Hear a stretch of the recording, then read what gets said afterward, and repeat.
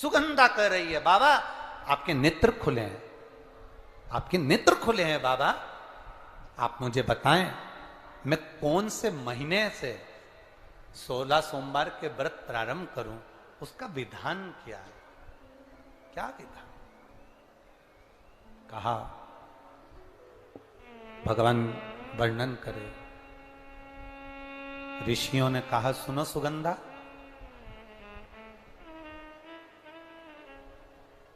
ये 16 सोमवार का व्रत कोई साधारण नहीं है। सुगंधा, संतान की प्राप्ति के लिए अगर 16 सोमवार का व्रत उठाया जाता है तो श्रावण के पहले सोमवार से उठाया जाता है। कब से उठाना चाहिए? श्रावण का पहला सोमवार। सुनो सुगंधा, यदि कोई विशेष बीमारी हो गई, बहुत रोग हो गया, तकलीफों में जिंदगी चल रही हो, बहुत कष्टप्रद जीवन चल रहा है, तो बैसाख के महीने के पहले सोमवार से 16 सोमवार का व्रत उठाना चाहिए। और सुनो सुगंधा, उत्तम वर, उत्तम घर, व्यापार, व्यवसाय, नौकरी, पद, प्रतिष्ठा,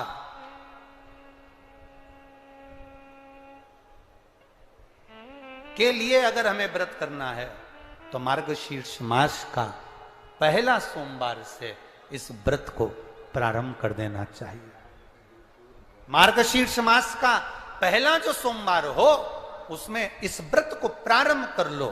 और सुनो सुगंधा, ये व्रत दोपहर के तीसरा जो पहर हो, प्रदोष काल, उस प्रदोष काल के समय पर आप इस शिवलिंग की पूजन अपने घर में पार्थिव बनाकर स्मरण कर कर भगवान देव अधिदेव महादेव के लिए प्रसाद तैयार कर कर, आप जिस भाव से भगवान शंकर का आटा सेक कर या चूरमा बनाकर या मलिदा बनाकर जो भी आप बना रहे हैं, उससे 3 हिस्से प्रसाद के इस 16 सोमवार के व्रत में भी होते हैं। कितने हिस्से होते हैं? 3 हिस्से। पशुपति व्रत में 16 सोमवार के व्रत में एक अंतर भारी है। पशुपति व्रत में 2 हिस्से मंदिर में रह जाते हैं, एक हिस्सा अपने साथ आता है और स्वयं को खाना पड़ता है। पर 16 सोमवार के व्रत में यह भाव है, एक हिस्सा भोलेनाथ का रहता है, दूसरा हिस्सा भक्तों के लिए, शिव भक्तों के लिए रहता है, और तीसरा हिस्सा आपके लिए रहता है। यदि पूरा ना पा सकें तो दूसरे को भी आपके हिस्से का प्रसाद दे सकते हैं, प्रदान कर सकते हैं। अब आ जाओ, बड़ा सुंदर प्रसंग।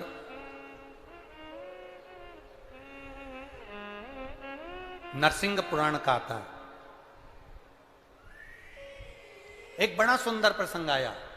16 सोमवार के प्रसाद को कई माताएं जब 16 सोमवार का उद्यापन करती हैं, 16 जोड़े आमंत्रित करती हैं और 16 जोड़ों को घर में बुलाकर जब भोजन कराती हैं, तो वो 16 जोड़े जो भोजन करने वाले होते हैं या 16 सोमवार के उद्यापन, हम तो आपसे यहां तक कहेंगे कि 16 सोमवार का उद्यापन अगर किसी के यहाँ मोहल्ले में, कॉलोनी में, घर में किसी के यहाँ हो रहा हो तो उसके यहाँ आप भोजन भंडारा खाने के लिए जाओ चाहे मत जाओ, पर 16 सोमवार का अगर प्रसाद का उद्यापन का अगर प्रसाद मिल जाए तो दोनों हथेलियां फैलाकर श्री शिवाय नमस्तुभ्यम कहकर, ओम नमः शिवाय बोलकर, नमः शिवाय बोलकर, अपनी कामना कर कर, किसी के अगर उद्यापन हुआ हो, दोनों हथेलियां फैलाकर उससे थोड़ा सा प्रसाद मांगकर उसी के दरवाजे पर खाकर आ जाइए, आपकी जिंदगी को सुख का अनुभव हो जाए। तो कोई पूछे ये कथा कहां से ली, तो आप बता देना नरसिंह पुराण में यह वर्णन आता है। कौन से पुराण में है? नरसिंह पुराण में वर्णन आया कि एक बहुरोमा नाम का एक दैत्य था, एक असुर बहुरोमा।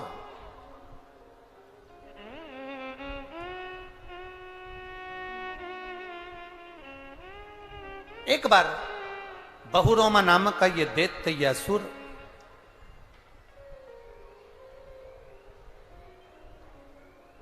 मार्ग से निकल कर जा रहा था और किसी एक ऋषिवर ने, एक गुरु ने, एक संत ने उस बहुरोमा दैत्य को देखा। नरसिंह पुराण का चरित्र। कोई आपसे पूछे कि 16 सोमवार के व्रत का, प्रसाद का महत्व क्या है, क्या महत्व?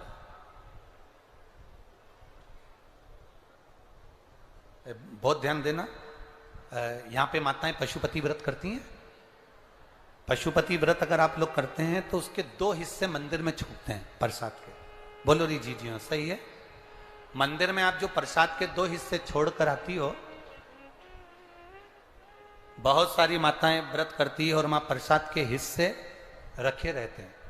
मंदिर का पुजारी हो, मंदिर के पंडित जी हो, या मंदिर की कोई नारी, कोई पुरुष, कोई बच्चा, कोई बड़ा, उस प्रसाद को एकत्रित कर लेता है और उस प्रसाद को जो भक्त लोग दर्शन करने आते हैं, जिनका पशुपति व्रत नहीं रहता, या जो दर्शन करने आए, या गांव के बच्चे हों, नगर के बच्चे हों, कॉलोनी के बच्चे हों, उनको वो प्रसाद जो वितरण किया जाता है, शिव महापुराण की कथा कहती है, हजारों हजारों अश्वमेध यज्ञ का जो फल प्राप्त होता है, वो मात्र वो प्रसाद के वितरण से और उसके पाने से प्राप्त हो जाता है। आप लोगों में से कोई माता ने करा कभी ऐसा? अगर कोई प्रसाद चढ़ाकर गया, पशुपतिनाथ व्रत का 2 हिस्सा छोड़कर गया, और बहुत सारी माताओं ने छोड़ दिया और वो सब चली गई, उसके बाद वो प्रसाद रखा रहता है, तो उसको एक तसले में, एक पात्र में एकत्रित करना चाहिए और उसको बांटना। हजारों अश्वमेध यज्ञ के फल के बराबर वो पुण्यता पशुपतिनाथ के व्रत को वितरण करने की, उसको पाने की।